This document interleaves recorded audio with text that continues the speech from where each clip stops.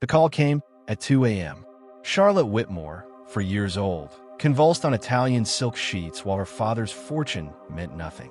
13 specialists circled her bed in the penthouse suite, each more famous than the last, all equally useless. Her skin burned with rashes that spread like wildfire, her tiny lungs struggling for air. 2 years before this moment, Charlotte had laughed in that same room, healthy, untouchable. Now her father's empire produced the poison coursing through her veins, dumped illegally into the water supply he thought his family would never touch. The same toxic waste from Whitmore Chemical Industries that killed others was now destroying the billionaire's own daughter.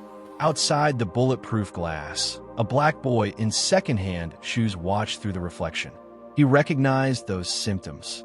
The boy's grandmother had died with those same rashes 3 weeks ago. So had 11 others in his Queens neighborhood the previous weeks. Marcus had his grandmother's cure in his pocket. What he did next saved Charlotte's life and exposed a conspiracy that would destroy some of the richest men in town. If you've ever felt invisible, powerless, watching the powerful ignore the truth, hit that like button right now. Because what happens next? They'll want to silence this story. Don't let them. This all happened few weeks after Marcus's grandmother died. The marble floor of the Whitmore penthouse stretched like a frozen lake, each tile worth more than most families earned in a month. 68 stories above Manhattan, the air tasted of imported lavender and desperation. Charlotte's screams had stopped an hour ago. That's when the real terror began. Silence in a dying child is not peace. It's surrender.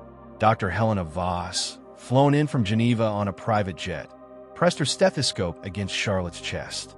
The heartbeat was there, faint, irregular, like a bird trapped behind glass.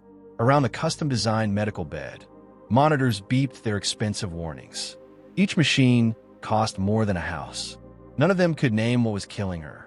Another round of activated charcoal, Dr. Voss said, her voice carrying the crisp certainty of someone who'd never been wrong before. Increase the dialysis filtration. This toxin, whatever it is, will flush it out. Richard Whitmore stood by the window, his Brioni suit perfect despite 3 sleepless nights. His hands, which had signed billion-dollar deals without trembling, shook as he gripped a crystal tumbler of scotch. Macallan 1926, 60 years old, worth more per ounce than gold. It tasted like ash. Do whatever it costs, he said. The words he'd lived by his entire life. Words that had built empires. Words that meant nothing now. His wife, Victoria, sat in a Louis XVI chair, her Chanel dress wrinkled for the first time in her adult life. Mascara tracked down her surgically perfected cheeks. She'd stopped reapplying it yesterday, stopped caring about appearances when her daughter's skin started peeling off in sheets. The rash had started small, a patch on Charlotte's ankle, red and angry. Victoria had called their private pediatrician, Dr. Stevens, who drove up from his East Hampton vacation in his Mercedes. He prescribed a cream, dermatological. Simple. That was 4 days ago. Now Charlotte's entire body was covered. Blisters rose and popped and wept clear fluid that the specialists collected in sterile vials. Rushing samples to labs that operated 24 hours a day, technicians paid triple overtime to solve this mystery. Mystery, as if the answer wasn't obvious to anyone paying attention. 17 floors below, in the service entrance that the Whitmores had never seen, never thought about, never knew existed in their own building, Marcus Chun stood with his cart of cleaning supplies. 16 years old, skin dark as midnight, shoes from Goodwill, soles held together with duct tape that he replaced every Sunday. He shouldn't have been in this building. His mother cleaned here on Tuesdays and Thursdays. But she was sick, bedridden with the same rashes that had taken his grandmother, and Marcus had begged her supervisor to let him take her shifts. The money, they needed it. Rent was due. His little sister needed her medication. The supervisor, a white woman named Karen who'd never bothered to learn his mother's first name after 3 years, had looked him up and down. You know how to use a mop? Yes, ma'am. You steal anything, I'll have you arrested. Your mother too. Yes, ma'am. So here he was, mopping floors in a building where the monthly maintenance fees exceeded his mother's annual salary, where residents complained if the lobby orchids weren't replaced twice weekly. where Charlotte Whitmore was dying of the same thing that had killed 11 people in Marcus's neighborhood in the past 6 months. He knew because he'd counted. He'd kept a list in the back of his grandmother's recipe book. Names, dates, symptoms. The city called them isolated incidents. Coincidences. Poor people with poor health and poorer hygiene.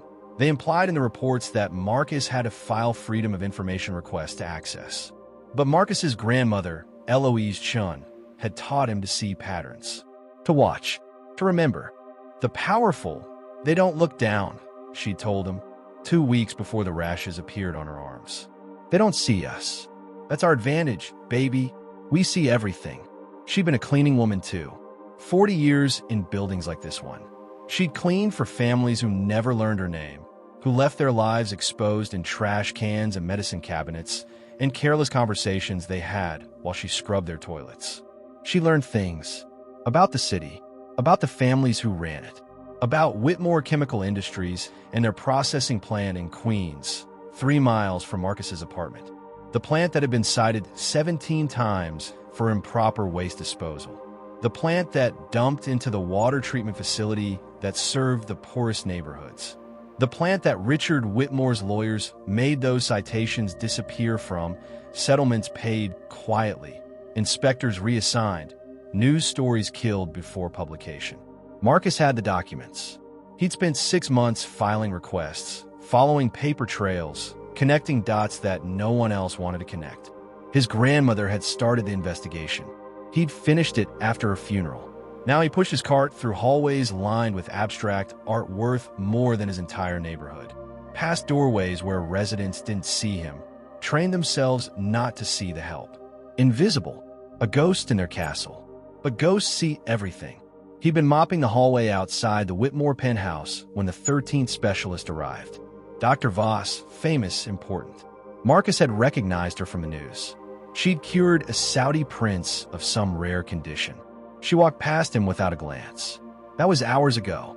Since then, 5 more specialists had arrived, each more desperate than the last. Marcus had listened. The penthouse door was heavy, solid, meant to keep out the world. But there was a ventilation grate, part of the building's ancient heating system, and sound traveled. He'd learned which grates carried voices, which walls were thin, where to stand to hear the truth that people thought was private. He heard them talking about toxins, unknown sources, mysterious contamination.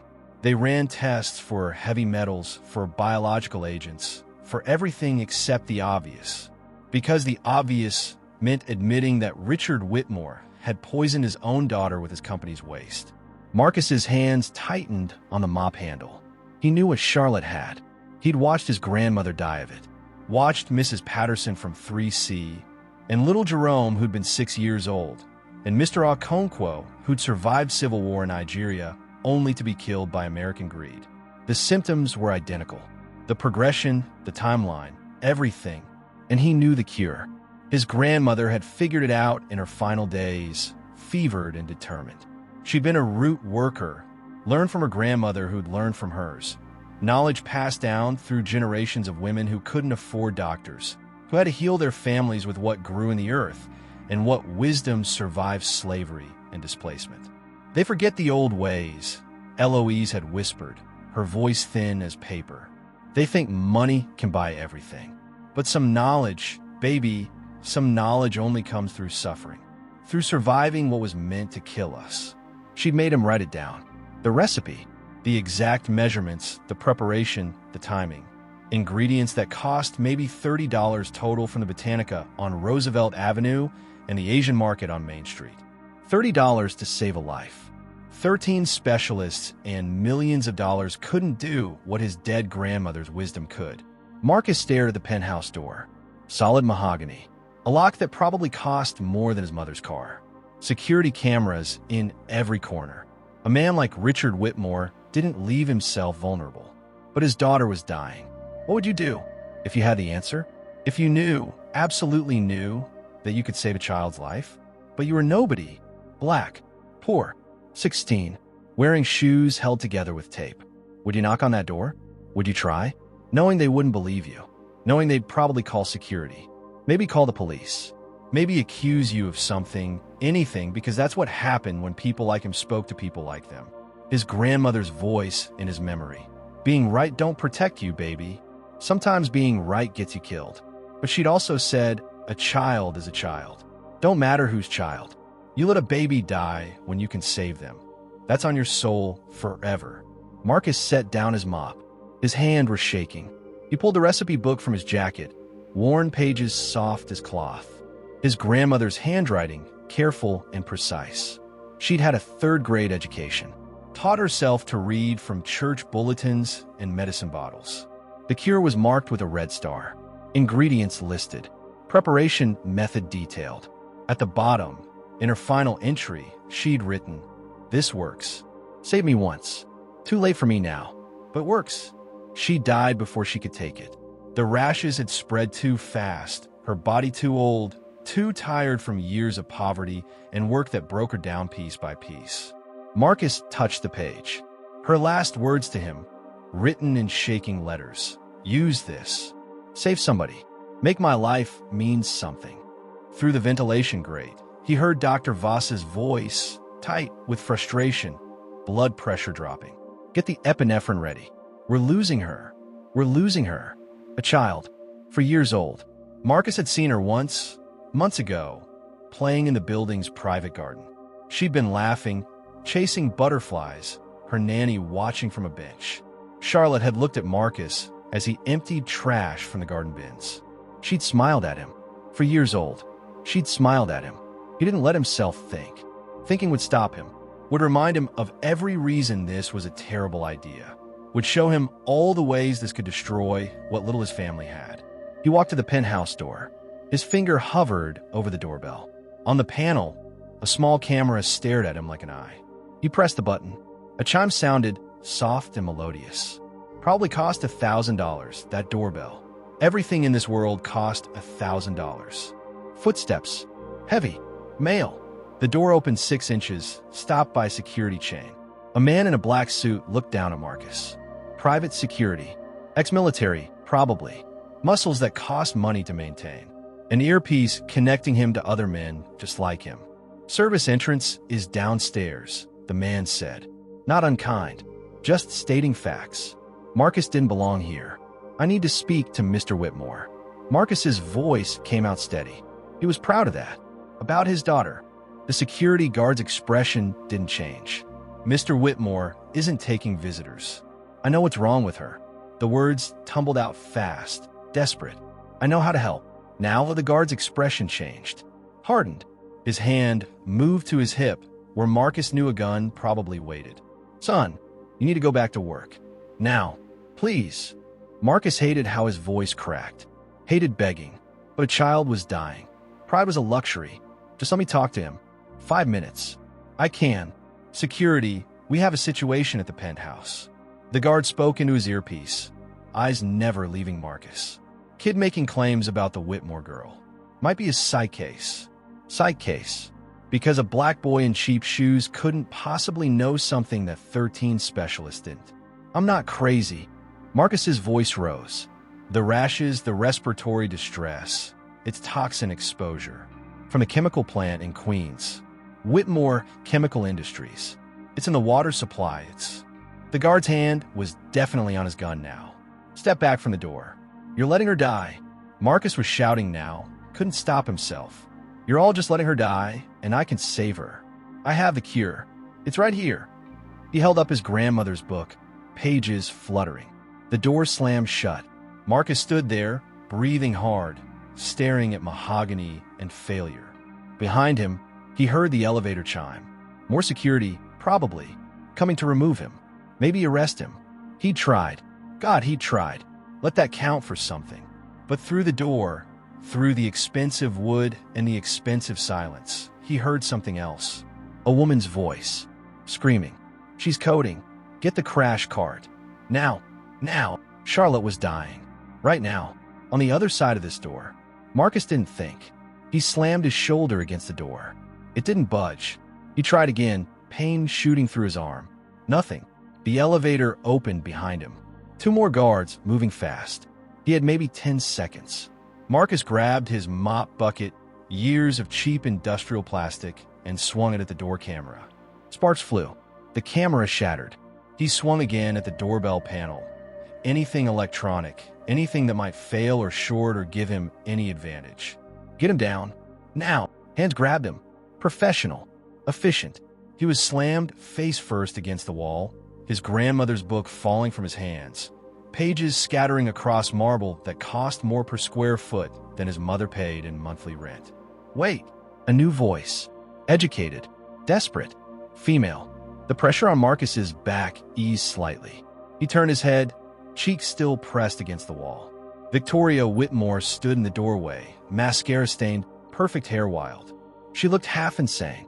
She looked like every mother Marcus had ever seen losing a child. What did you say? Her voice shook. About the chemical plant? The guards still held him, but they'd stopped crushing him, waiting for orders from someone who actually mattered. Marcus gasped for breath. Whitmore Chemical Industries.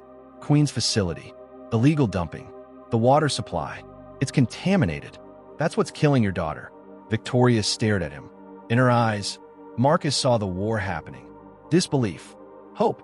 Desperation. The calculations of a mother weighing impossible odds. He's nobody, Mrs. Whitmore, one of the guards said gently. Just a cleaning kid. You should go back inside. The doctors are failing. Victoria's scream echoed through the hallway. They're all failing. My baby is dying and nobody can tell me why. She looked at Marcus again. Really looked, seeing him for maybe the first time. A black boy in second-hand shoes. Somebody who might, impossibly, know something. What's your name? She asked. Miraculous, Mom. How do you know about the plant? It killed my grandmother 3 weeks ago. Same symptoms as Charlotte. 11 people dead in my neighborhood in 6 months. All the same, all near the plant. Victoria's hand went to her mouth. Behind her, Richard Whitmore appeared in the doorway. His face was gray. He'd aged 10 years in 3 days. What's going on? He demanded. Who is this? Victoria turned to her husband. He says our plant is poisoning people. That's what's wrong with Charlotte. Richard's expression went cold. Hard. The billionaire, the CEO, the man who'd crushed competitors and silenced critics. That's absurd. Our facility passes all inspections. This is obviously some kind of... Daddy! The scream from inside the penthouse was young. Terrified. Not Charlotte. Their other daughter, Emma. 8 years old. Marcus had seen her picture in the society pages. Daddy, she's not breathing. Charlotte's not breathing. Victoria made a sound no human should make. Richard's face crumbled. The emperor without clothes. The billionaire without power. Marcus wrenched himself free from the guards. They were distracted, looking toward the penthouse, toward the crisis. He dove for his grandmother's book, grabbed it, held it up. I can save her. His voice cracked. Please, let me try. Richard stared at him. At this nobody. This child. This impossible offer. Sir, we should remove him, the guard said. Ow! Richard's voice was barely a whisper. How would you save her? Marcus's hands shook as he opened the book. Found the page. His grandmother's handwriting. The cure that had come too late for her. It's a detoxification protocol. Herbs and roots. Binds to the toxins. Helps the body process them out. My grandmother created it. She was a healer. Traditional medicine. He sounded insane. He knew how he sounded. Root medicine and grandmother's recipes against 13 specialists and millions of dollars of medical technology. But Richard Whitmore wasn't a billionaire because he was stupid. He was a billionaire because he knew how to read people, how to calculate odds, how to make impossible bets. And his daughter had 30 seconds left to live. Let him in, Richard said. The guards looked at each other. Sir, we can't. Let him in. Each word a command that had moved markets and built empires. Victoria grabbed Marcus's arm. Her grip was strong. Desperate. If you're lying. If this is some kind of con. I'm not lying, ma'am. I swear on my grandmother's grave. This will work. She searched his face, looking for truth, for hope, for anything. Then she pulled him through the doorway. The penthouse was chaos. Medical equipment everywhere. Specialists shouting. Machines screaming their warnings. And on the bed, tiny Charlotte Whitmore, lips blue, chest still. Dr. Voss was performing chest compressions, counting under her breath. Another doctor bagged air into Charlotte's lungs. The monitors showed a heart rhythm that was barely there. What the hell is this? Dr. Voss looked up, saw Marcus. Get that child out of here. This is a sterile environment. He says he knows what's wrong with her, Richard said. His voice carried authority even in hell. Tell them. Marcus approached the bed. Up close, Charlotte was so small. Smaller than he'd imagined.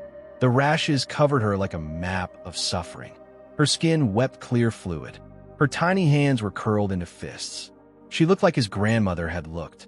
Like Jerome and Mrs. Patterson and all the others. It's industrial toxin exposure, Marcus said. Specifically, a combination of heavy metals and petrochemical compounds. The same signature that Whitmore Chemical Industries releases into the Queen's water supply through illegal dumping. The room went silent. Even the chest compressions paused. Dr. Voss stared at him. That's impossible. We tested for heavy metals. We tested for everything. Did you test for the specific combination? Marcus pulled out his documentation. Printouts from his investigation. Water test results he'd paid for himself, saving for months. It's not one thing. It's the interaction. Chromium, 6, benzene, and trichloroethylene. Together, they create a compound that mimics biological toxins. Your tests were looking for individual elements, not the synthesis. Dr. Voss grabbed the papers. Her eyes scanned, widened. My God, the binding sites. If this is accurate, it's accurate, Marcus said. I've watched 11 people die of this. I know the progression. I know the timeline. Charlotte has maybe 5 minutes before organ failure becomes irreversible. Victoria made that inhuman sound again. Richard moved to the bed, touched his daughter's still hand. Can you save her? His voice broke on the question. The most powerful man in New York, reduced to a begging father. Yes, Marcus said, but we need to move now. I need access to your kitchen, and I need these ingredients. He handed over his grandmother's list. Dr. Voss read it, blinked. This is folk medicine. Roots and herbs. You're saying this can counteract industrial toxin poisoning. I'm saying my grandmother survived this 20 years ago using this exact recipe. She documented it, tested it, refined it. Modern medicine doesn't have anything for this specific compound because modern medicine didn't think this specific compound existed. But it does. Your plant created it. Richard flinched at your plant, but he didn't deny it. Get him whatever he needs, Richard ordered. Sir, we can't, Dr. Voss started. My daughter has 5 minutes. Richard's roar shook the crystal chandelier. Get him whatever he needs. The kitchen was restaurant grade. Viking appliances, marble counters, a spice collection that probably cost $10,000. None of it useful. Marcus needed different tools. I need a mortar and pestle, a saucepan, cheesecloth for straining. A housekeeper, shaking, produced them. The mortar was decorative, probably Italian, never used. The cheesecloth was still in its package. Marcus worked fast. Milk thistle, activated charcoal from his own supplies, burdock root, dandelion, cilantro. Precise measurements. His grandmother's handwriting guiding him from the page. What does this do? Dr. Voss watched, fascinated despite herself. Milk thistle for liver protection. Charcoal binds the toxins. Burdock and dandelion support kidney filtration. Cilantro chelates heavy metals. Marcus ground the ingredients, the motion familiar. He'd done this for his grandmother. Too late, but he'd done it. Not too late for Charlotte. This is actually scientifically sound, Dr. Voss murmured. Crude, but the principles. Science didn't save the people in my neighborhood, Marcus said. This did, for the ones who got it in time. He boiled water, added the ground mixture. The smell filled the kitchen, earthy and bitter. His grandmother's smell, healing and memory and grief all mixed together. 3 minutes to steep. He strained it through the cheesecloth into a glass measuring cup. 2 ounces of dark liquid. It looked like mud. It looked like poverty. It looked like hope. They ran back to the bedroom. Charlotte was grayer now. The compressions had restarted. Her heart was stopping. We need to administer this orally, Marcus said. Small amounts. She needs to swallow it for the chelation to work through the GI tract. She's unconscious, Dr. Voss said. If we try to make her swallow, she could aspirate. Then we do it through the NG tube. Marcus pointed to the nasogastric tube one of the doctors had placed. Direct access to her stomach. Dr. Voss hesitated. This was insanity. Giving experimental folk medicine to a dying child of one of the richest men in America. Her career, her reputation, her entire life's work. But the monitors showed a heart that was failing. Modern medicine had nothing left to offer. Do it, Richard said. Not a request, a command, a prayer. Dr. Voss took the measuring cup, drew the liquid into a syringe, connected it to the NG tube. If this kills her, she started. She's already dying, Victoria whispered. At least let her die with hope. Dr. Voss pushed the plunger. 2 ounces of mud-dark liquid flowed down the tube, into Charlotte's stomach, into her bloodstream, into whatever future remained. Then they waited. 30 seconds. The monitors beeped their death march. Charlotte's lips stayed blue. 60 seconds. No change. Dr. Voss looked at Marcus with something like pity. 90 seconds.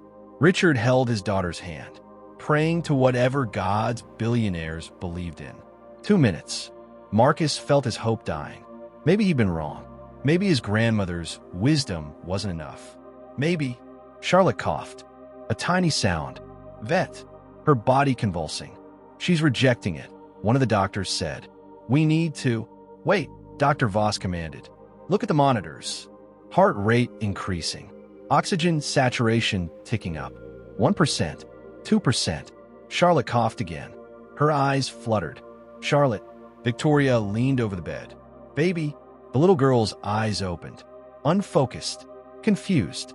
But open. Alive. Oh my God, someone whispered. It's working. The rashes were still there. The damage wasn't instant. But the spiral toward death had stopped. Reversed. Charlotte's breathing steadied. Her color, slowly, began to return. Marcus's knees gave out. He sat down hard on the marble floor. He'd done it. His grandmother's wisdom, passed down through generations of women the world ignored, had saved a billionaire's daughter. Dr. Voss was checking vitals, her hands shaking. This is impossible. The toxin levels, they're decreasing, actively decreasing. Ow, another specialist demanded. What's the mechanism? I don't know, Dr. Voss admitted. I don't understand it, but it's working. Marcus looked up at Richard Whitmore. The billionaire was crying, unashamed, holding his daughter's hand as she came back from death. Thank you, Richard whispered. Thank you, thank you, thank you. But Marcus didn't feel triumph. He felt rage. You killed my grandmother, Marcus said quietly. Your plant, your dumping, your greed. She had the same thing Charlotte did. So did 11 other people in my neighborhood. Children, elders, people whose names you'll never know. The room froze. Richard looked at him, really looked. Saw not the savior, but the accuser. My grandmother figured out the cure before she died. Marcus continued. But we couldn't afford the ingredients in time. $50. That's what it cost. $30 that we didn't have because she'd spent her last money on rent. So she died, and you get to watch your daughter live. Victoria made a sound of pain. I didn't know, Richard said. I didn't know the plant was. You didn't want to know. Marcus stood. His voice was steady now. Clear. You paid people not to know. Paid inspectors. Paid lawyers. Paid politicians. My grandmother cleaned toilets for 40 years and died choking on your waste. Charlotte gets 13 specialists and survives. You want to thank me? Face what you did. The silence was absolute. Charlotte stirred on the bed. Mommy, her voice was tiny, alive. Victoria Sobvith gathered her daughter into her arms, careful of the 4 lines and monitors. Just a mother holding her child who had been dead and was now alive. Marcus picked up his grandmother's book. Pages scattered on the floor. He gathered them carefully, each one precious. I need to go, he said. My mother's waiting for me. She's sick too. Same thing as Charlotte. But we can't afford doctors. So I'll make the cure at home. Hope it works for her too. He started toward the door. The guards didn't stop him this time. Wait. Richard's voice. Please. Wait. Marcus turned. The billionaire looked broken, stripped, just a man facing what he'd done. "Tell me how to fix this," Richard said. "Not just Charlotte, all of it. Tell me how to fix what I've done." Marcus met his eyes, saw genuine horror there, genuine guilt, maybe even genuine desire to change. But he also saw 40 years of his grandmother's life. Saw Jerome at 6 years old. Saw Mrs. Patterson and Mr. Okonkwo. Saw his mother in their apartment, rashes spreading, unable to afford what Charlotte got without question. "I don't know if you can fix it," Marcus said honestly, "but you can start by stopping the dumping. Today. Now. And you can make sure every person affected gets treatment. Real treatment. Not because they can pay, because they're human." "Done," Richard said immediately. "What else?" "You can face what you are," Marcus said quietly. "A man who got rich poisoning poor people. A man whose daughter only survived because one of those poor people was kinder than you deserved." He walked out. Behind him, he heard Victoria's voice. "Find out who he is. His mother. His family. Make sure they get everything. Everything. Do you understand?" Marcus didn't wait to hear Richard's answer. He had his own mother to save, his own neighborhood to heal, his grandmother's legacy to honor. He'd saved the billionaire's daughter. Now he had to save his own people. If you're still watching, if this story has shaken something loose in your soul, I need you to do something. Not for me. For every person like Marcus. Every grandmother like Eloise. Share this video. Right now. Because the algorithm buries stories like this. It protects the powerful and silences the poor. Sharing is an act of resistance. It's saying their lives matter. So if you believe that, if you really believe it, share this story. Make it impossible to ignore. The elevator descended in silence. 68 floors of Marcus Chen's racing heart and trembling hands. He clutched his grandmother's recipe book against his chest like a shield, like proof, like the only thing tethering him to earth. The security guard who'd slammed him against the wall stood 3 feet away, staring at the descending numbers, saying nothing. When the doors opened to the service level, the guard finally spoke. "You got balls, kid. Stupid, but balls." Marcus stepped out. The service corridor smelled like industrial cleaner and concrete. His world, not the marble and lavender of the penthouse. Down here, the walls were painted cinder block, the floors were sealed cement, and the lighting was fluorescent and harsh. "Your mother," the guard called after him. "She really sick?" Marcus turned. The guard was maybe 40, black like him, with scars on his knuckles that told stories of a life before private security. "Yeah," Marcus said. "Same thing Charlotte had. We can't afford doctors." The guard reached into his wallet, pulled out $300 bills, extended them. Marcus stared at the money.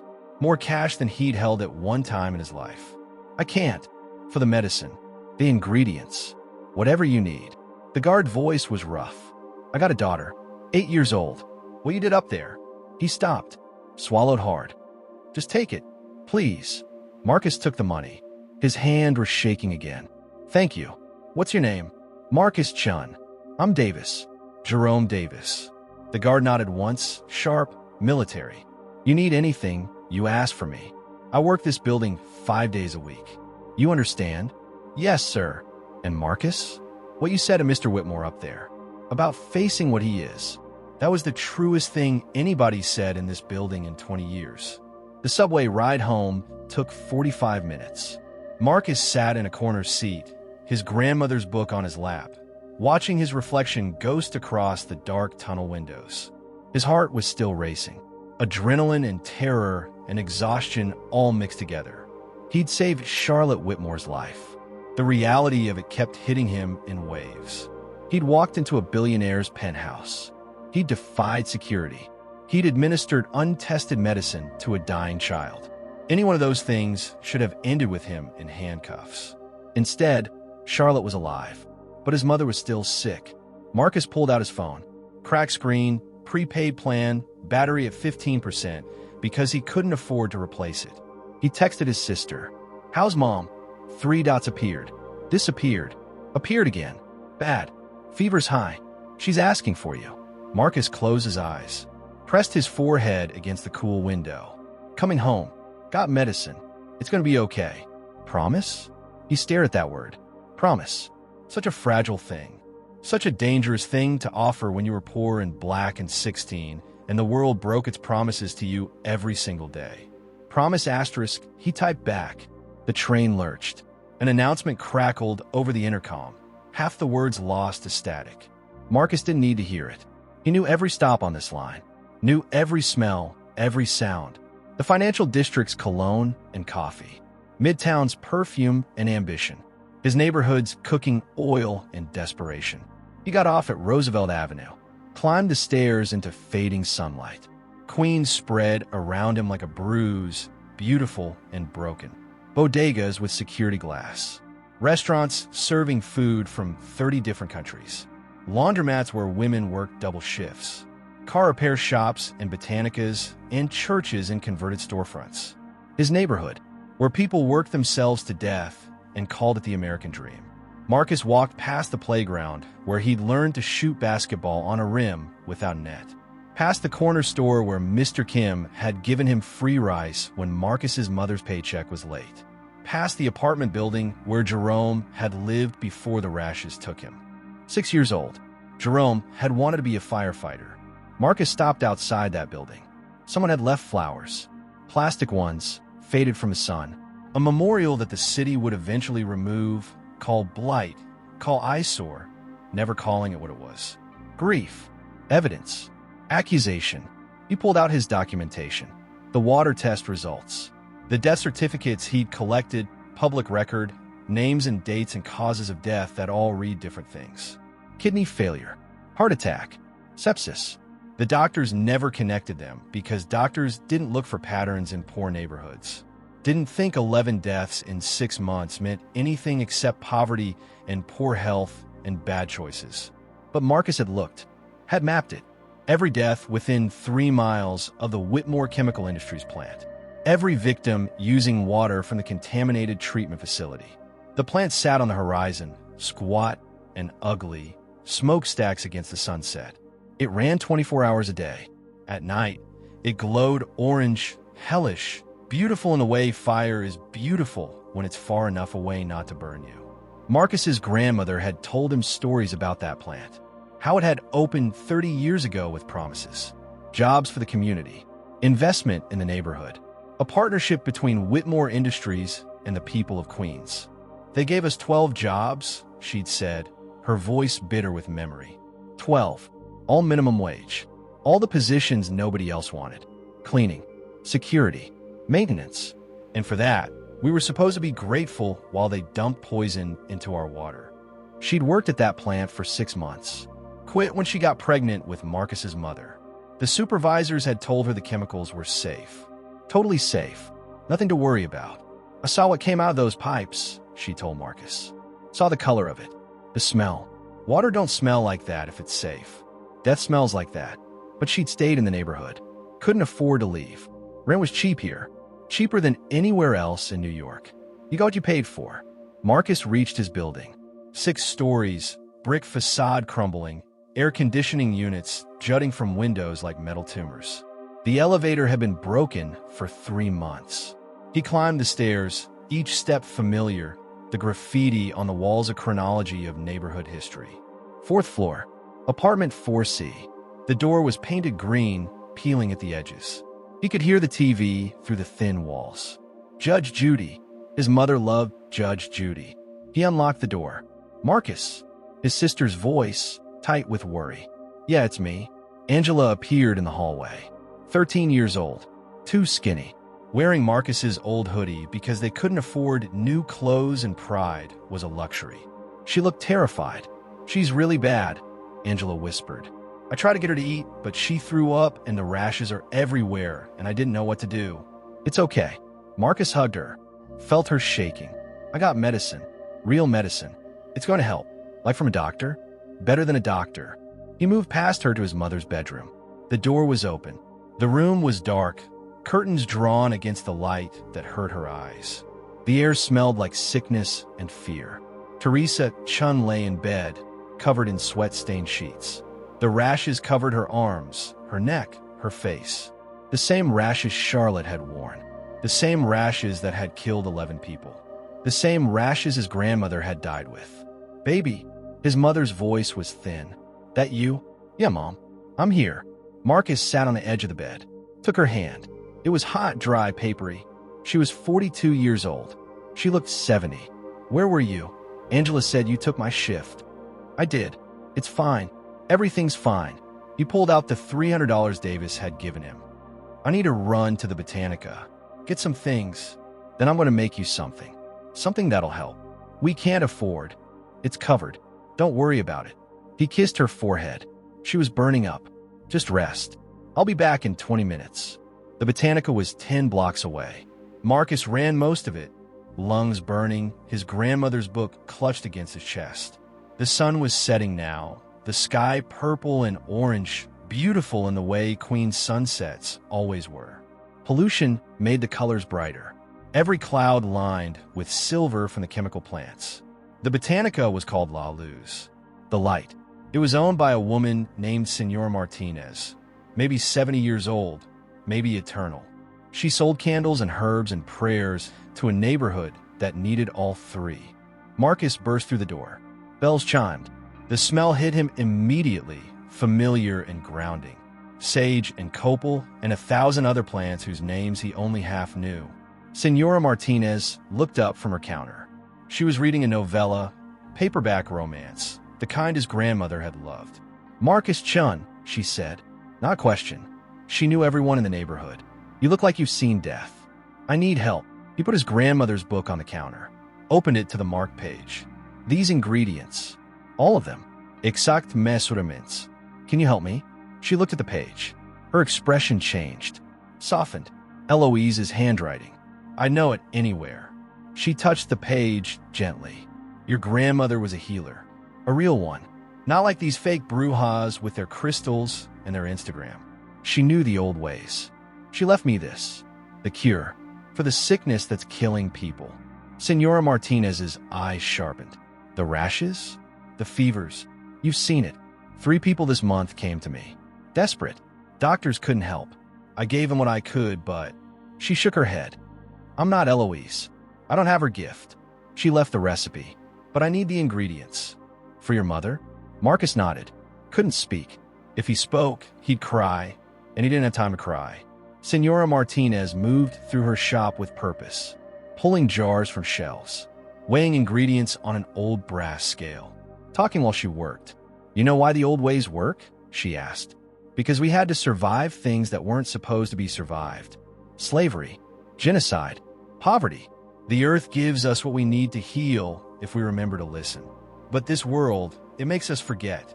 Makes us think healing has to cost thousands of dollars. Has to come from laboratories. Has to be approved by men in suits." She wrapped the ingredients in brown paper. Added things Marcus hadn't asked for. "This is yerba buena, for the fever. And this, canela, cinnamon, helps with circulation. Your grandmother would have used these too. I can't afford. Did I ask for money?" She gave him a look that reminded him of his grandmother. Sharp, loving, bruking no argument. "This is for Teresa, for Eloise's granddaughter. You pay me by saving your mother. That's the cost." Marcus felt tears threatening. Push them down. "Thank you. Don't thank me. Thank your grandmother. She's the one who figured this out." Senora Martinez boasted. "How did you know it would work?" "I tested it. Today. On someone else who had it. And she lived." Senora Martinez smiled. "Eloise is proud of you. Wherever she is. I know this." Marcus ran home. The sun was gone now. Streetlights flickering on. The night settling over Queens like a blanket. He passed people coming home from work. Exhausted. Ground down. Survivors. His people. Angela had the kitchen cleaned when he got back. Pots ready. Water boiling. She'd done this before. Helped their grandmother prepare remedies. Watched the old woman work her magic. "What do I do?" Angela asked. "Exactly what Grandma taught you. We follow the recipe." They worked together.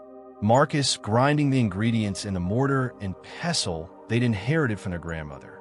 Angela measuring water, timing the steeping, straining the mixture through cheesecloth. The apartment filled with the smell. Earthy, bitter, the smell of their grandmother's hands. The smell of healing. Teresa called from the bedroom. "What are you cooking?" Smells like mama. It is like grandma, Marcus called back. Her recipe, the one she made before she died. Silence. Then, baby, she died. That recipe didn't save her. She got it too late. Well, not too late for you. He poured the dark liquid into a mug. 2 ounces. The same amount he'd given Charlotte. It looked like mud. It looked like hope. He brought it to his mother. Angela followed, hovering in the doorway, fingers twisted together. Mom, you need to drink this. All of it.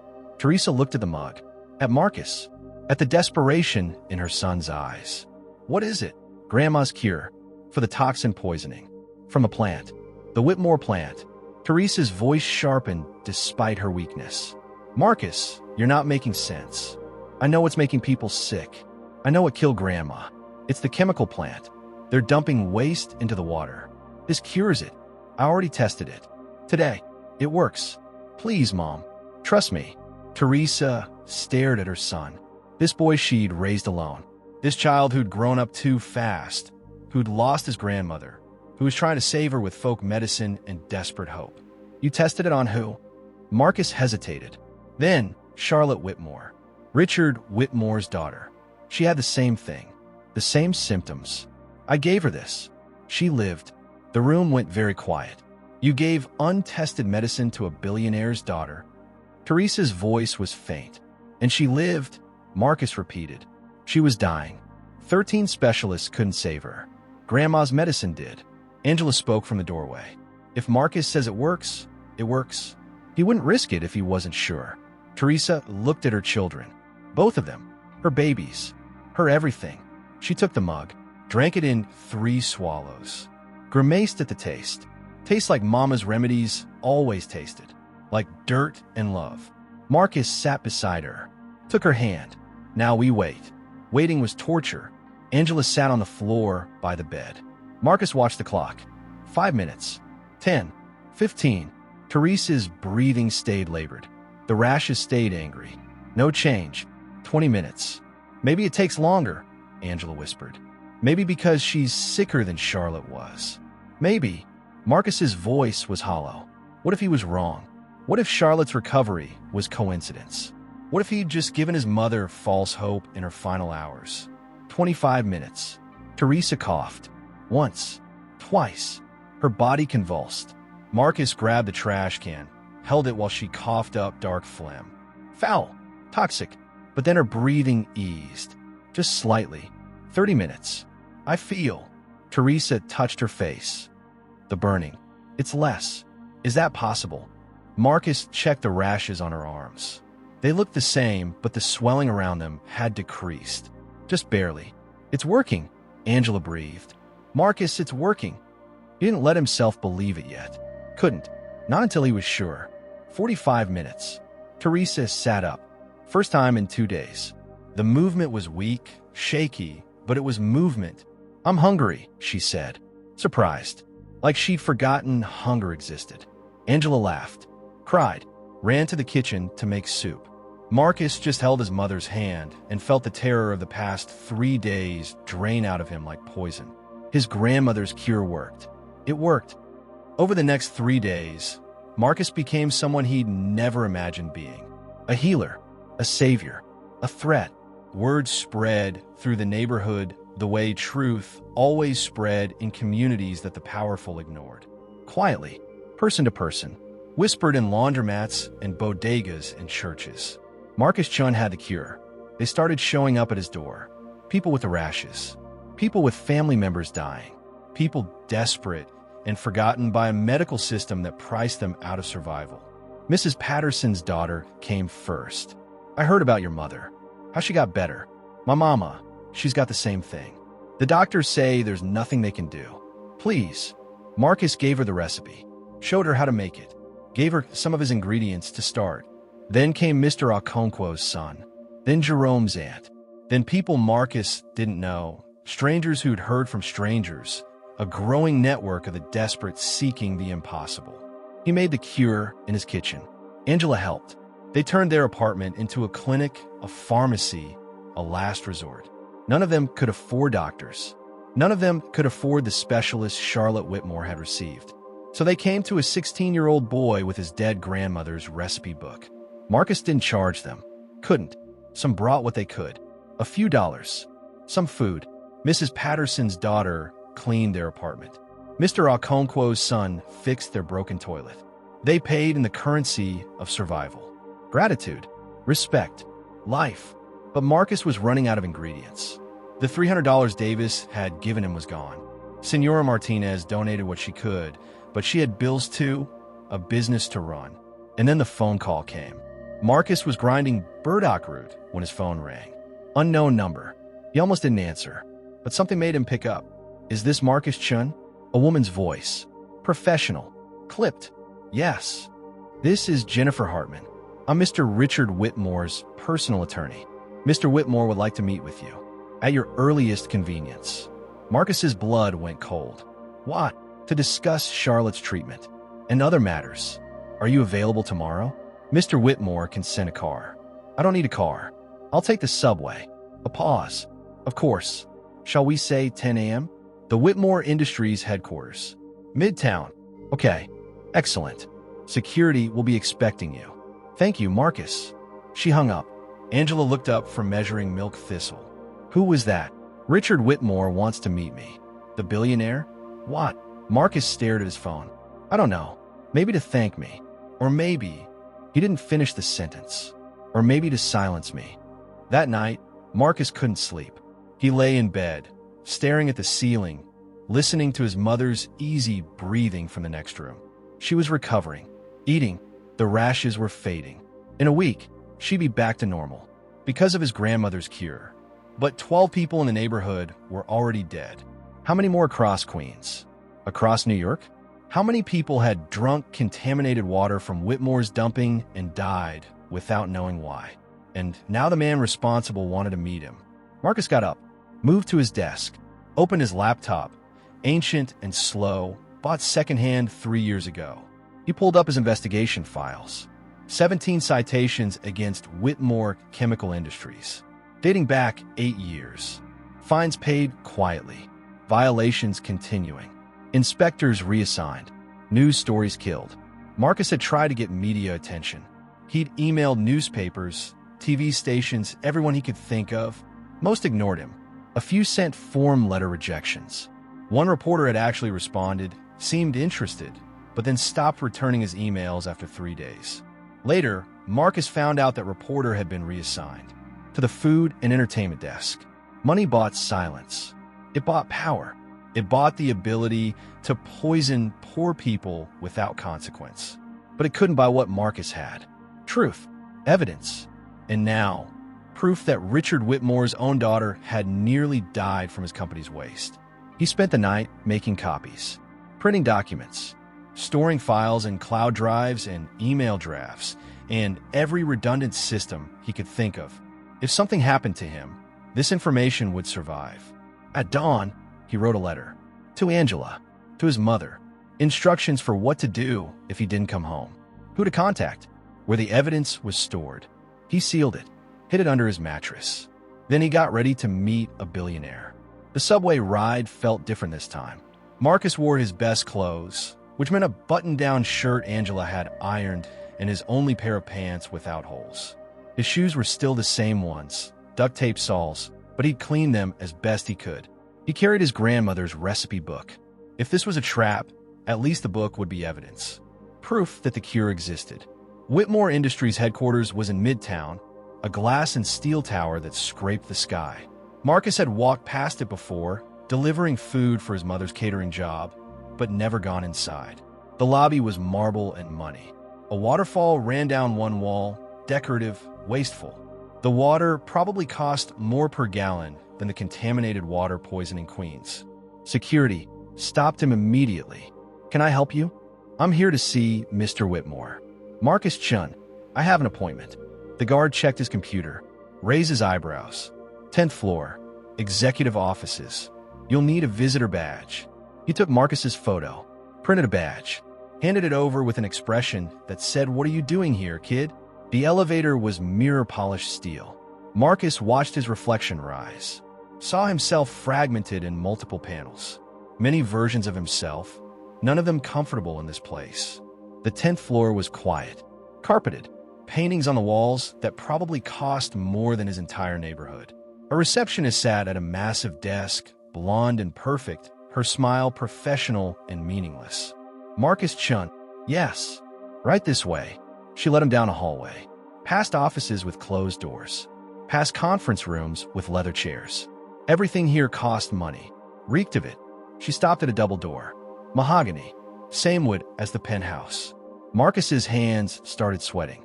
"Mr. Whitmore is expecting you." She knocked twice. Opened the door. Richard Whitmore's office was the size of Marcus's entire apartment. Floor-to-ceiling windows overlooked Manhattan. The view alone was worth millions. Richard stood by the window. He'd aged since Marcus last saw him. Thinner, gray stubble on his jaw. His suit still perfect, but something in his posture had collapsed. "Marcus." Richard turned. His voice was rough. "Thank you for coming." "You're welcome." They stared at each other. Billionaire and teenage boy. Poisoner and savior. The gulf between them was oceans. "Please sit." Richard gestured to a chair. Leather. Probably Italian. Marcus sat, perched on the edge, ready to run. Richard sat across from him, not behind the desk. No power play. Just two people in expensive chairs. "Charlotte is recovering," Richard said. "Thanks to you. The doctors are calling it a miracle. They've been studying your remedy, trying to understand it. It's not a miracle. It's chemistry.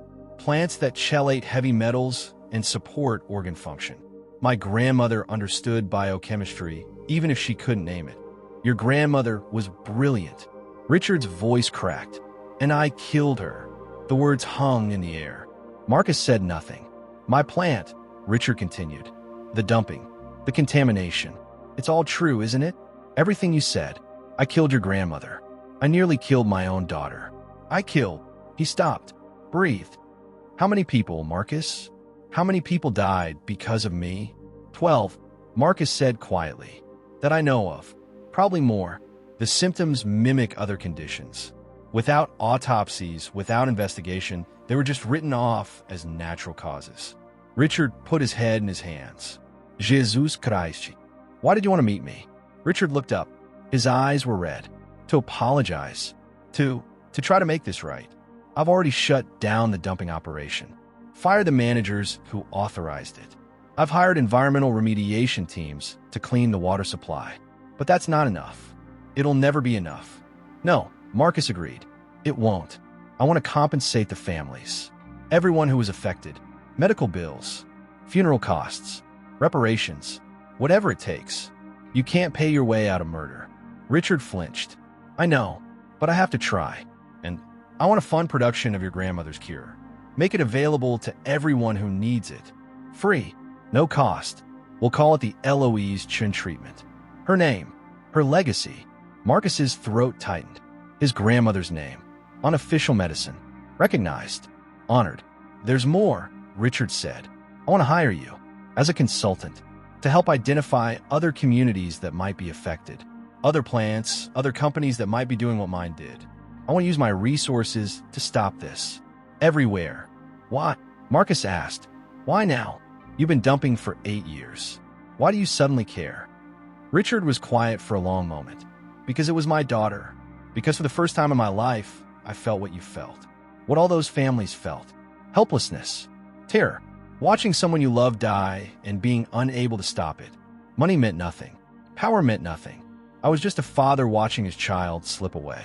He stood, walked to the window, looked out at the city he helped build. "I've spent my whole life accumulating," Richard said softly. "Money, influence, success. I told myself I was creating jobs, building the economy, contributing. But the truth is, I just wanted more. Always more. And I didn't care what it cost as long as someone else paid the price." He turned back to Marcus. "You saved Charlotte's life. But more than that, you showed me what I am, what I've become. And I can't go back to being that person. I won't." Marcus wanted to believe him, wanted to think that one near-death experience could transform a billionaire into someone who gave a damn about poor people. But he'd seen too much, lived through too much. "Prove it," Marcus said. "Don't just hire me. Hire my community. Fund clinics in Queens, in the Bronx, In every neighborhood you've poisoned. Train people like my grandmother to be healers.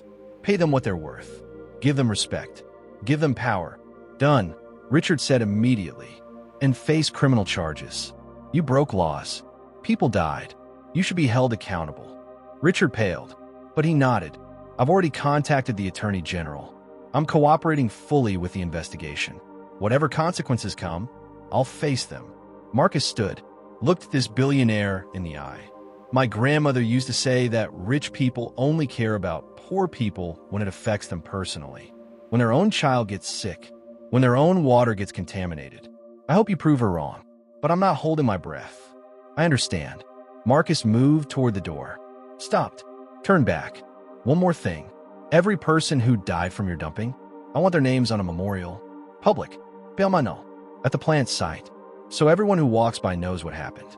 Knows who paid the price for your profits. I'll have it designed immediately. Marcus left without saying goodbye. You're still here. You're still watching. That means something. It means you see what I see. The world isn't fair. The powerful aren't held accountable unless we force them to be. But if you just watch, if you don't share this story, don't subscribe to keep seeing stories that matter, then nothing changes. The algorithm buries truth, but you can fight it. Subscribe right now, because the next story I tell might be about your neighborhood, your family, your grandmother, and you'll want someone paying attention. Be that someone. The memorial dedication happened 3 months later. Marcus stood in front of the Whitmore Chemical Industries plant, now shut down permanently, staring at the granite wall that bore 12 names. Eloise Chun, his grandmother's name at the top. Not because she was more important, but because Richard Whitmore had insisted. She was the first, he'd said. The first to understand. The first to find the cure. She should be honored. Jerome Martinez, age 6. Mrs. Sarah Patterson, age 68. Mr. Chikwudi Okonkwo, age 54. The names went on. Each one a life. Each one a person who mattered. Who was loved. Who died because profit mattered more than people. Marcus's mother stood beside him, recovered, healthy. Angela on her other side. 3 generations of Chun women, minus the one who'd saved them all. She'd be proud of you, Teresa whispered. Marcus didn't answer. Couldn't.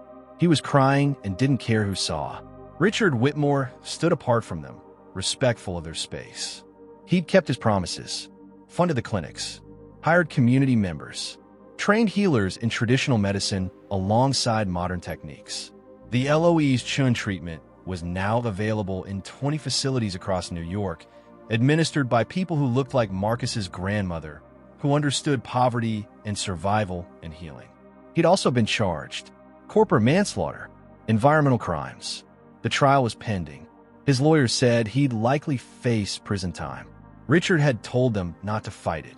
I'm guilty, he'd said publicly. I knew what was happening, and I let it continue because it was profitable. People died because of my greed. I deserve whatever consequences come. The media had gone insane. Billionaire actually faces consequences was apparently breaking news. But Marcus knew the truth. One man going to prison wouldn't change the system. Wouldn't stop other companies from doing the same thing in other neighborhoods where poor people lived and died invisibly. Real change required more than one guilty billionaire. It required everyone paying attention. The ceremony ended. People dispersed. Marcus stayed at the memorial, fingers tracing his grandmother's name in the stone. I did what you asked, he whispered. I saved somebody. I made your life mean something. The wind picked up, carrying the smell of Queens, car exhaust, and cooking food, and the bodega's air freshener and home. His phone buzzed.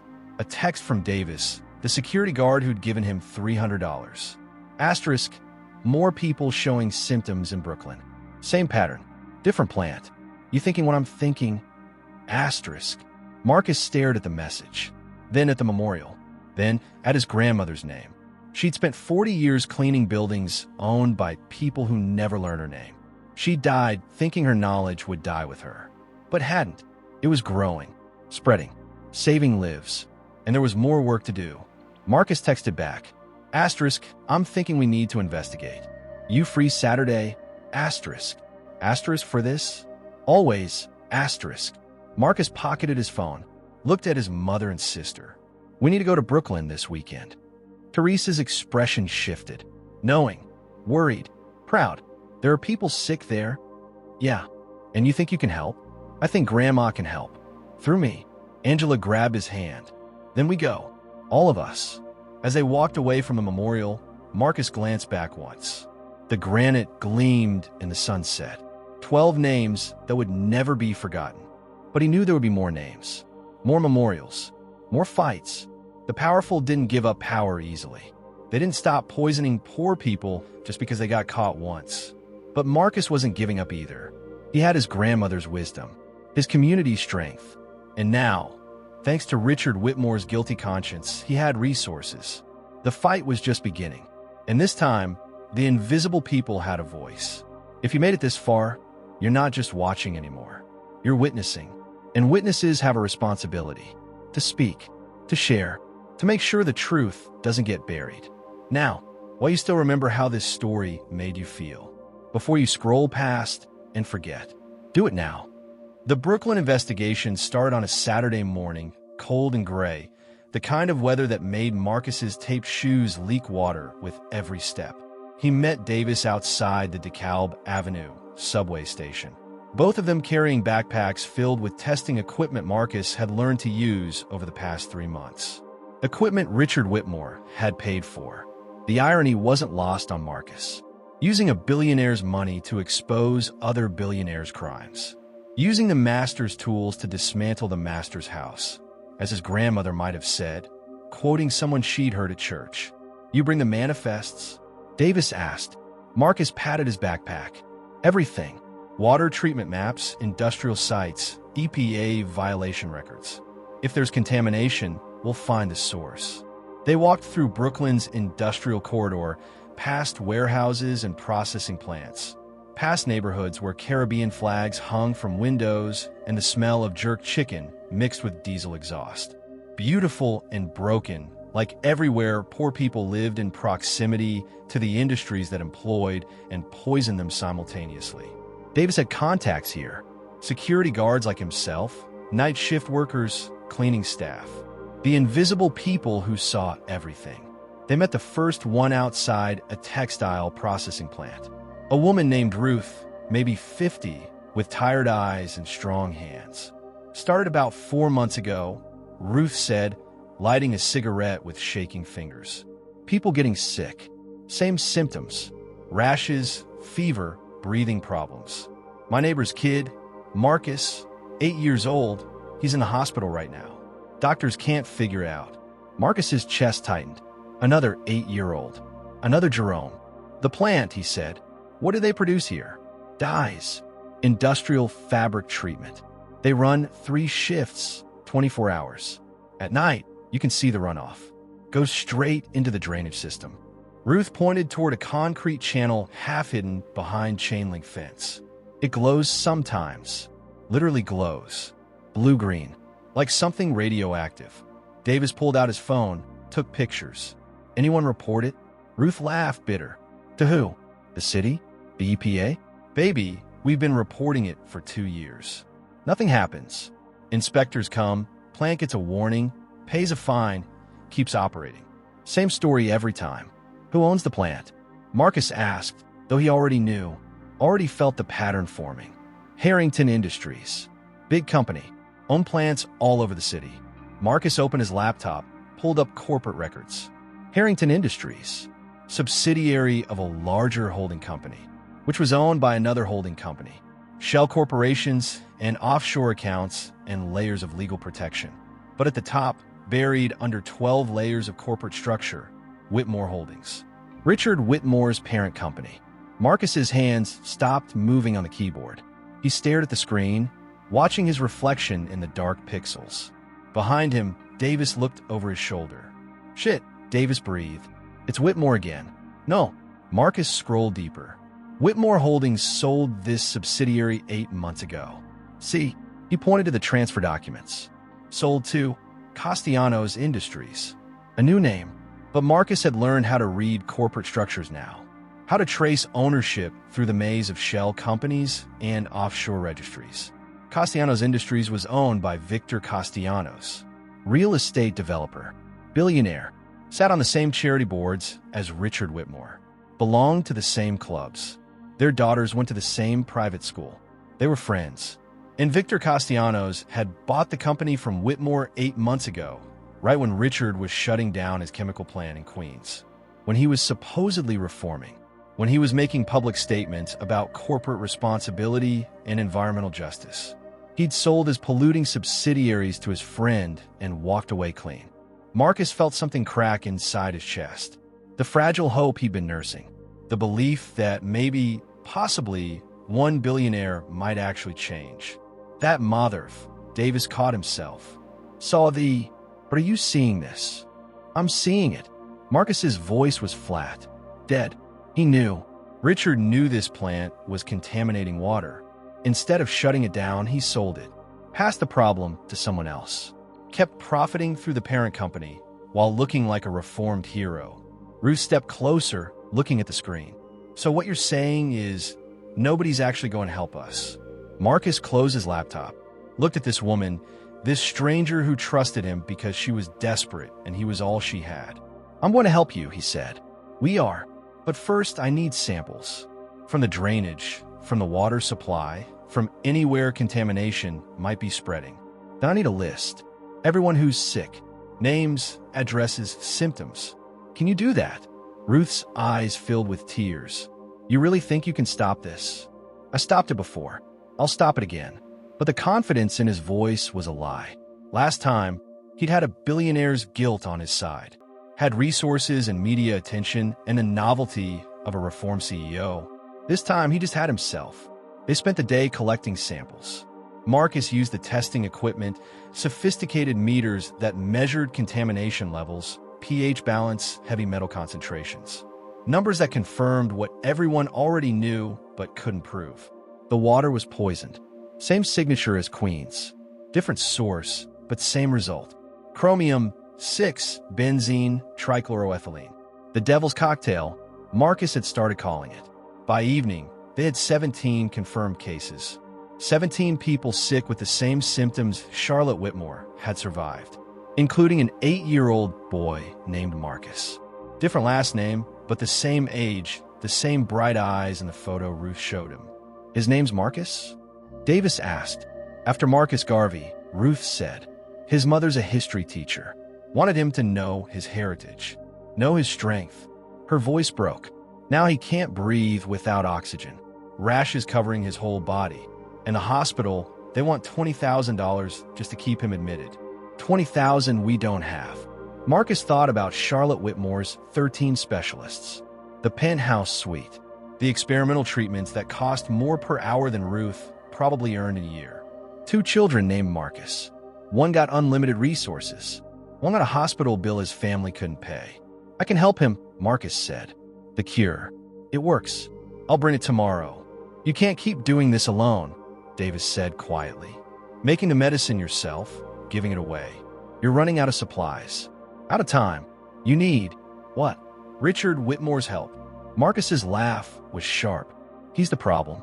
He's always been the problem. Then we go public. Expose him. Expose all of them." "With what? Corporate records that show he sold a company? That's not illegal. It's just evil. Legal evil." They stood in the fading light, surrounded by evidence of crimes that no one would prosecute. Marcus felt the weight of it crushing him. How did you fight something so vast? So entrenched? His grandmother's voice in his memory. "One person at a time, baby. You can't save the world, but you can save the person in front of you." "Okay," Marcus said. "We save the people we can." Starting with the other Marcus. Tomorrow. First thing. But tomorrow came with complications. Marcus woke to his phone ringing. 6 a.m. unknown number. Marcus Chun. A man's voice. Official. Cold. "Yes. This is Agent Michael Torres, FDA. I'm calling to inform you that you're under investigation for practicing medicine without a license and distribution of unapproved pharmaceutical substances." The world tilted. "What?" "We've received multiple reports that you've been creating and distributing an unlicensed herbal treatment, claiming it cures toxin exposure. This is a violation of federal law. We're issuing a cease and desist order effective immediately. If you continue to distribute this substance, you will face criminal charges. Marcus sat up, heart pounding. People are dying. I'm helping them. That's for licensed medical professionals to determine, not 16-year-old boys with no training. I've saved 23 people who doctors couldn't help. If that's true, then those people received unlicensed medical treatment, which is illegal. I'm sorry, Mr. Chun, but the law is clear. Cease all distribution immediately or face prosecution. The call ended. Marcus stared at his phone, hands shaking. The FDA, federal charges, criminal prosecution. Someone had reported him. He knew who, knew it in his bones. The only people who'd benefit from silencing him were the ones profiting from the poisoning. Castellanos Industries, or Whitmore Holdings, or both. His mother appeared in his doorway, worried. Baby? Who was that? The FDA. They're shutting me down. Sam practicing medicine without a license. Teresa's face went pale. Can they do that? They just did. Angela pushed past their mother. But people need the cure. That 8-year-old in Brooklyn, you promised. I know what I promised. Marcus's voice cracked. He was 16. He was tired. He was terrified. But if I keep doing this, they'll arrest me. Criminal charges. I could go to jail. And then I can't help anyone. The apartment went quiet. Outside, Queens woke up. Car alarms and distant sirens and the rumble of the subway. Life continuing for people who weren't being crushed by systems designed to protect the powerful. Marcus's phone rang again. This time, he recognized the number. Richard Whitmore. He almost didn't answer, but curiosity, or maybe rage, made him pick up. Did you do this? Marcus demanded. Did you report me to the FDA? What? No. Marcus, I just heard. I've been calling my lawyers. This is Victor's work. Castellanos. He's trying to silence you before you expose the Brooklyn plant. Your friend. The man you sold your contaminated subsidiaries to. Silence on the other end. Then, you found out. Of course I found out. I'm not stupid. You sold him your poison factories so you could pretend to be reformed while still profiting from the same crimes. It wasn't like that. Then what was it like? Explain it to me. Make it make sense. Richard's voice came out broken. I was trying to divest, to separate myself from the industries causing harm. I thought if I wasn't directly running them, if I sold them off. You thought you could have your conscience and your money too. Marcus felt tears of rage burning his eyes. You thought you could profit from poisoning people as long as someone else's name was on the paperwork. I was wrong. Marcus, I was wrong. I know that now. But Victor, he's different than me. He doesn't care about reform, about making amends. He'll destroy you to protect his interests. We need to work together. No, the word came out hard. Final. I don't work with people who sell poison for profit, even if they feel bad about it afterward. He hung up. His mother touched his shoulder. What are you going to do? Marcus looked at his grandmother's recipe book sitting on his desk. Worn pages, elegant handwriting, knowledge passed down through generations of women who survived by knowing what the powerful didn't. I'm going to Brooklyn, he said. I'm going to cure that little boy, and then I'm going to fight. Listen to me. Right now, if you've watched this far, you're invested. You care, but caring isn't enough. The FDA shuts down healers while approving drugs that cost thousands of dollars. They protect pharmaceutical companies while criminalizing grandmother's wisdom. If that makes you angry, if that makes you want to scream, then do something. Subscribe to this channel. Share this video, because they're counting on you to forget, to scroll past, to let Marcus fight alone. Don't let them win. Subscribe. Share. Now. The Brooklyn boy named Marcus was in Maimonides Hospital, 4th floor, room 412. His mother's name was Diana. She was 34 years old and looked 60, grief aging her in real time. Marcus Chun stood outside the hospital, backpack heavy with his grandmother's cure, knowing that walking through those doors might end with him in handcuffs. Davis stood beside him. You don't have to do this. We can find another way. There is no other way. That boy is dying. I have a cure. What else matters? Your freedom. Your future. What future do I have if I let children die to protect myself? Marcus walked through the sliding doors. The hospital smelled like disinfectant and desperation. Fluorescent lights. Linoleum floors. So different from Charlotte Whitmore's penthouse suite, with its marble and machines that cost more than cars. Same country, different worlds. He took the elevator to the 4th floor. Found room 412. The door was open. Inside, a small boy lay in a hospital bed, covered in rashes, oxygen mask over his face. Monitors beeped, and 4 dripped. Diana sat beside him, holding his hand, praying in Spanish. Marcus knocked softly. Diana looked up. Her eyes were destroyed. Yes. My name is Marcus Chun. Ruth sent me. I have something that can help your son. Diana's expression shifted. Hope and suspicion fighting for control. The cure? The one that's illegal? It's not illegal. It's unauthorized. There's a difference. The news says you're going to be arrested, that you're dangerous. Marcus stepped into the room, looked at the boy in the bed. 8 years old, small for his age. A backpack hanging on the wall behind him, Spider-Man, because of course he loves Spider-Man. Every 8-year-old boy loves Spider-Man. I'm not dangerous, Marcus said quietly. But the people poisoning your son are, and they want to stop me from helping him because every person I cure is evidence of their crime. Diana stared at him. This teenager in taped shoes. This boy who was somebody's son, somebody's hope, risking everything for strangers. How much, she asked. How much does the cure cost? Nothing. Nothing. Disbelief. The hospital wants $20,000. The medicine you're offering costs nothing. The ingredients cost about $30. I'm not charging you. I can't. My grandmother would haunt me if I profited from healing. Diana started crying. Why? Why would you help us? Marcus thought about Jerome, about his grandmother, about every person who died because they couldn't afford to live. Because a child is a child, he said. Doesn't matter whose child. He opened his backpack, pulled out the prepare mixture. 2 ounces in a medical-grade bottle that Richard Whitmore's resources had provided before the betrayal. Before Marcus knew the truth. This needs to be administered orally. Small amounts. He needs to swallow it.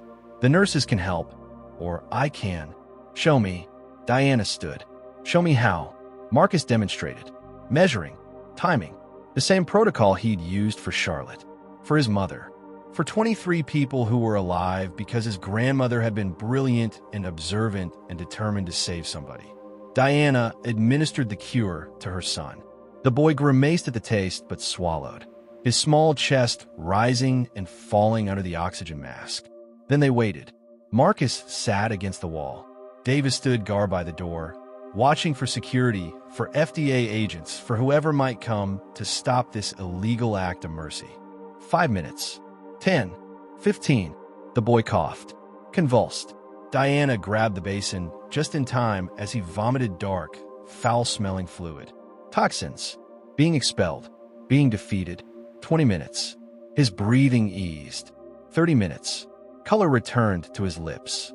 45 minutes. He opened his eyes. Mommy. His voice was small, confused, alive.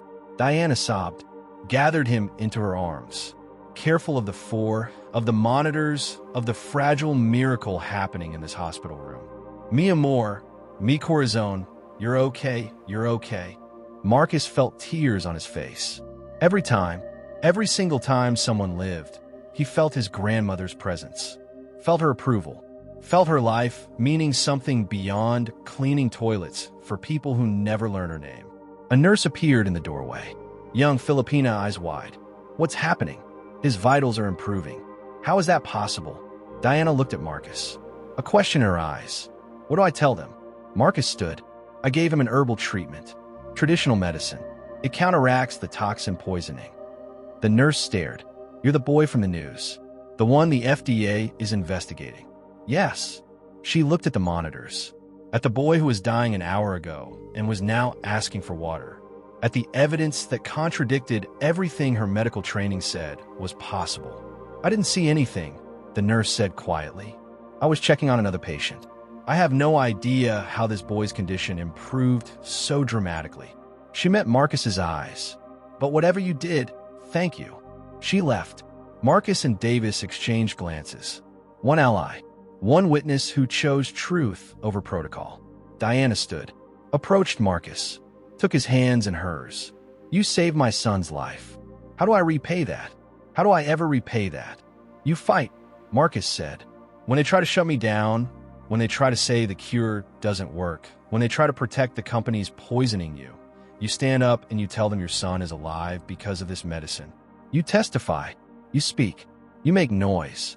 That's how you repay me. Diana nodded. I will. I promise. I will fight. But the fight came faster than Marcus expected. He left the hospital to find news vans in the parking lot. Cameras. Reporters. Someone had tipped them off. Marcus Chun. A reporter rushed toward him. Microphone extended. Is it true you're under FDA investigation? That you've been practicing medicine without a license? Marcus tried to walk past. Cameras followed. Did you just administer an illegal treatment to a child in this hospital? Is it true Richard Whitmore funded your operation? Are you working with or against Whitmore Industries? The questions came like bullets. Marcus kept his head down. Tried to reach the subway. A black SUV cut him off. The door opened. Richard Whitmore stepped out. Get in, Richard said. Now, before this gets worse. Marcus hesitated. Please, Richard added. 5 minutes. Let me explain. Then if you still hate me, I'll leave you alone forever. The cameras were closing in. Marcus made a choice. Got in the SUV. The door closed. Tinted windows. Leather seats. The smell of money. Richard sat across from him. Looked older than last time. Haunted. I didn't report you to the FDA, Richard said. That was Victor. I swear on Charlotte's life. I would never. But you sold him the company. You knew it was contaminating water. You knew people were dying. And you sold it to him instead of shutting it down. I was trying to divest, to separate myself from those industries. You were trying to have it both ways. Marcus's voice rose. Try to look reformed while still profiting. You think selling your guilt to someone else makes you innocent? No, I don't. I know what I did. I know what I am. Richard's voice broke. But Marcus, Victor is coming for you. He's got lawyers, politicians, federal agents on his payroll. The FDA investigation is just the start. He'll destroy you. Destroy your family. Unless we work together. Work together how? I still have power. Resources. Connections. I can fight him. Protect you. But I need your evidence. Everything you've collected. Every case, every test result, every proof of contamination. We take it public. Exposure Victor. Force a federal investigation he can't buy his way out of. Marcus stared at this billionaire. This man who'd poisoned his grandmother. Who'd sold his crimes to a friend. Who was now offering help wrapped in self-interest. Why? Marcus asked. Why do you care? Really? Not the PR answer. The truth. Richard was quiet for a long moment. When he spoke, his voice was barely a whisper. Because Charlotte asked about you. Last week. She's recovered now. Healthy. Playing. Being 4 years old. And she asked where the boy was who saved her. The boy with the magic medicine. Richard's eyes filled with tears. I had to tell her you were being investigated. That you might go to jail for helping people. And she looked at me with these confused eyes and asked why. Why would helping people be against the law? He wiped his face. I didn't have an answer. Couldn't explain how the world works without telling her that her father is a monster. That the system protects people like me and destroys people like you. That everything she's been taught about fairness and justice is a lie designed to keep her comfortable and you oppressed. Richard looked at Marcus directly. I can't fix what I am, but maybe I can use what I am to protect you. To fight Victor. To make my daughter's world slightly less evil than the one I created. Marcus felt the weight of the choice. Accept help from a guilty billionaire. Use his resources. Maybe save more lives. Or refuse on principle. Stay pure. Watch Victor Castellanos destroy him and continue poisoning Brooklyn unchecked. His grandmother's voice. Asterisk pride. Don't save lives, baby. Results do. Asterisk. If I give you the evidence, Marcus said slowly, you go public with everything. Not just Brooklyn. Everything. Every plant, every subsidiary, every company that's contaminating water. You expose the whole system. Names, documents, proof. You burn it all down. That'll destroy multiple companies. Tank stock prices. Cost thousands of jobs. It'll save thousands of lives. Marcus leaned forward. Those jobs exist because of illegal dumping. Because of murder. You want to help? Actually help? Then stop protecting the system that made you rich. Richard stared at him. The boy who'd saved his daughter. The boy who saw him clearly. Who demanded more than performative reform. Okay, Richard said finally. Everything. I'll expose everything. In writing. A legal contract. You back out. I own everything you have. Done. They shook hands. Billionaire and 16-year-old. Poisoner and healer. An alliance built on desperation and the faint hope that maybe, possibly, people could change. The press conference happened 3 days later. Richard Whitmore, standing at a podium, cameras from every major outlet pointed at him. Behind him, a screen showing documents. Evidence. Corporate structures revealing the web of companies contaminating water across New York. Not just his companies. All of them. His friends' companies. His business associates. The entire network of wealthy men who'd gotten rich by poisoning poor neighborhoods. He named names. Victor Castellanos. Harrington Industries. Castellanos Development. 12 other subsidiaries. All contaminating water. All paying fines that cost less than compliance. All profiting from environmental racism. The room erupted. Reporters shouting questions. Lawyers trying to stop the conference. But Richard kept talking, reading from Marcus's investigation, naming the dead. Eloise Chun, Jerome Martinez, Sarah Patterson, Chikwudi Okonkwo. 12 names in Queens. 17 names in Brooklyn. More names from the Bronx, from Staten Island, from New Jersey. These people died because men like me valued profit over life, Richard said, voice steady despite the chaos. Because we knew we could dump waste in poor neighborhoods without consequence. Because we knew the system would protect us. He pulled out another document. This is the Eloise Chun treatment. A cure developed by a healer named Eloise Chun, refined by her grandson Marcus. It works. It saves lives. The FDA is trying to shut it down because it threatens pharmaceutical profits. Because a $30 cure can't compete with $1,000 treatments. The screen changed. Showed before and after medical records. Charlotte Whitmore. Teresa Chun. The Brooklyn boy named Marcus. 26 people total. All dying. All saved. I'm using my resources to mass-produce this treatment, Richard continued. Free distribution. Every hospital, every clinic, every neighborhood affected by contamination. No patents, no profits, just healing. He looked directly into the camera. And I'm calling on every CEO, every company owner, every person who's profited from environmental racism to do the same. Face what you've done. Make it right. Or be exposed. The press conference ended with Richard being escorted out by lawyers. Marcus watched from the back of the room, anonymous in the crowd. Davis stood beside him. Think it'll work? Think any of them will actually change? No, Marcus said honestly. But now everyone knows. Now it's on record. They can't pretend anymore. Can't hide behind shell companies and offshore accounts.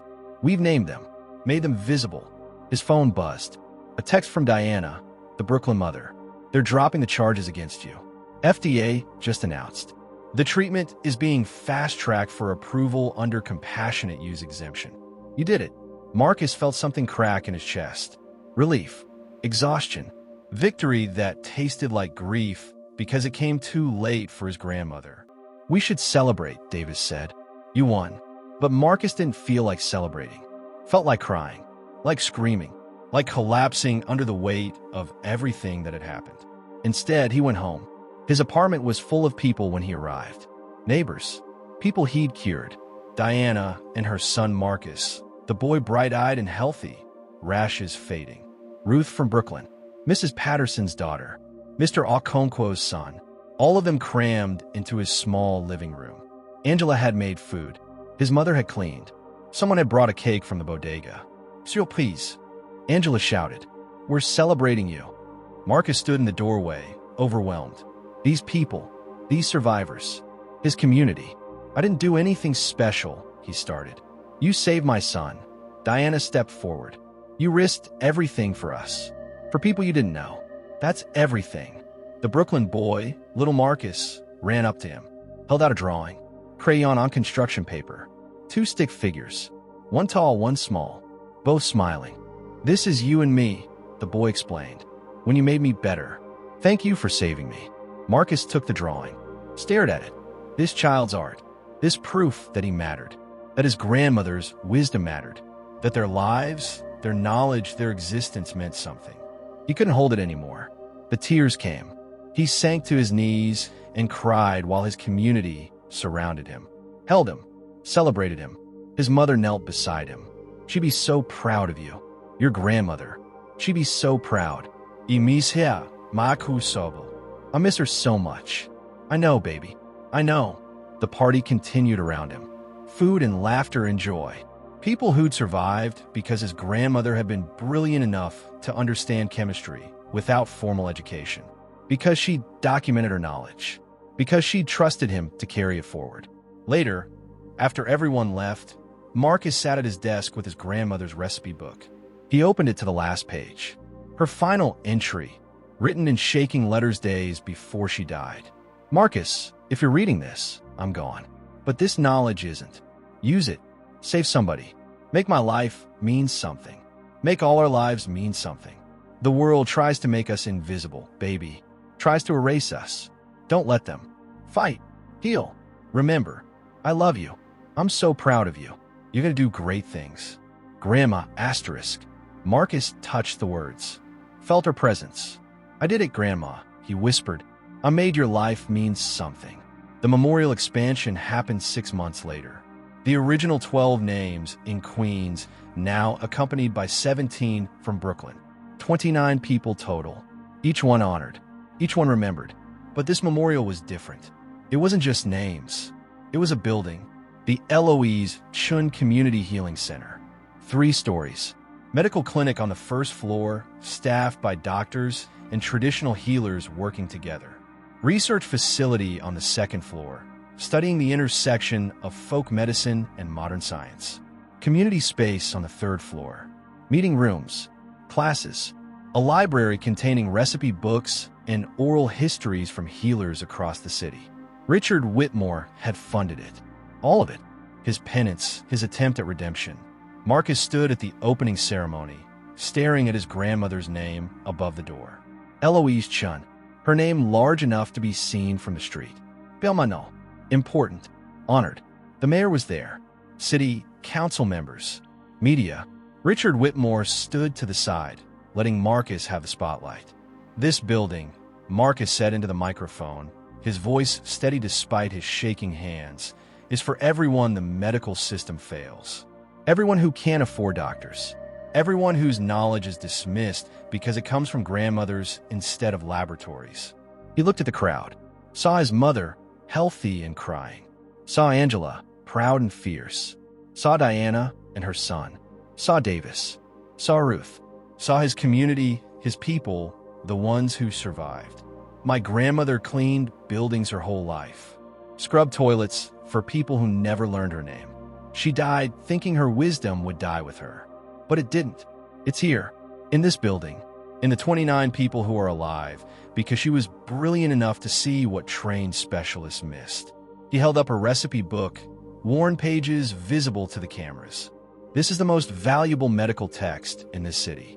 Not because it cost millions to research, because it cost everything. Generations of women surviving systems that tried to kill them. Learning, documenting, passing it down. This is what real medicine looks like.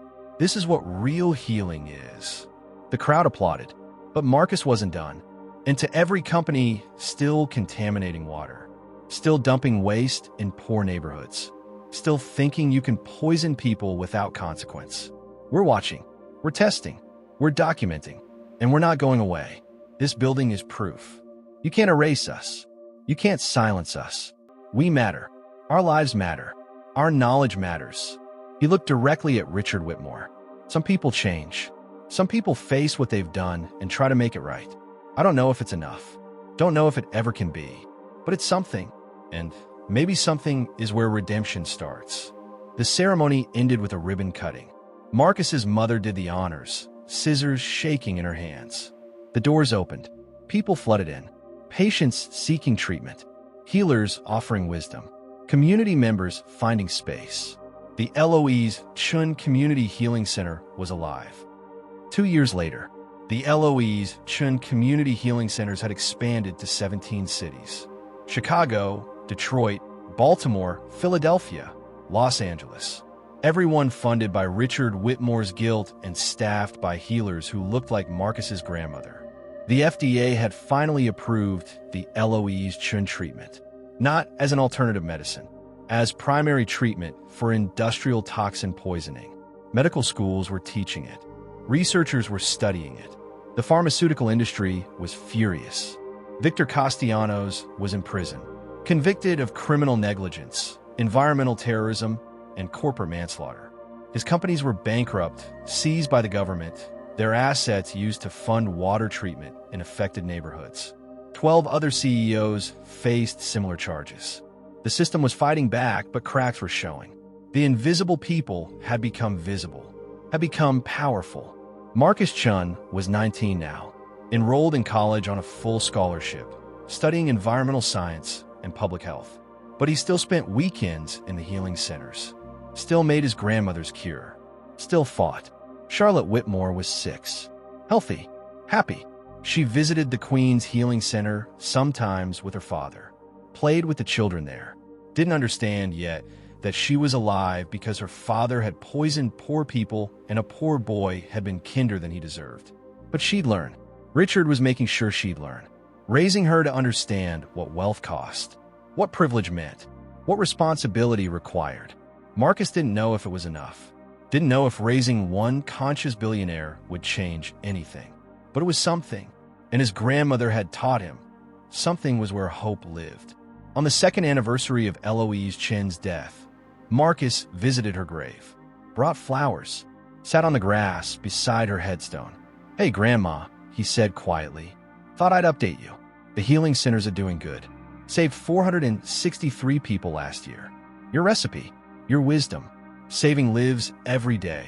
The wind rustled through the cemetery trees. Richard Whitmore's still trying to make amends.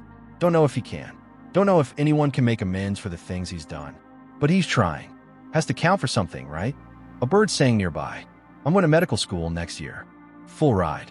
They want me to study traditional healing. Document more recipes like yours. Build a database of knowledge before it's lost." He touched her headstone. "Guess I'm making you academic, Grandma. Hope you don't mind." He sat in silence for a while, watching the sunset paint the headstones gold. "I miss you," he whispered finally. "Every day, every person I save, I wish it had been you. Wish you'd gotten the cure in time. Wish you were here to see what your life built." But she wasn't here, would never be here again. The best he could do was carry her forward. In healing centers, in recipes, in the 463 people who were alive because she'd been brilliant and determined and unwilling to let death have the final word. Marcus stood, touched her name one last time. "Love you, Grandma. I'll keep fighting. Keep healing. Keep making your life mean something." He walked away as the sun set. Back to the city. Back to the work. Back to the fight that would never end, but might, possibly, bend toward justice. Behind him, Eloise Chen's headstone gleamed in the fading light. Asterisk, here lies a healer. A warrior. A grandmother who saved the world. Asterisk. Not bad for a woman who cleaned toilets and was never supposed to matter. Not bad at all. Final question for you, the viewer who stayed until the very end. What wisdom did your grandmother teach you? What knowledge lives in your family that the world dismisses? Share it in the comments. Honor it. Document it before it's lost. Because the Eloises of the world deserve to be remembered, deserve to be honored, deserve to change the world. And it starts with you. Remembering, sharing, fighting. Thank you for watching. Subscribe for more stories that matter. Stories that the powerful want buried. Together, we make the invisible visible. Together, we change everything.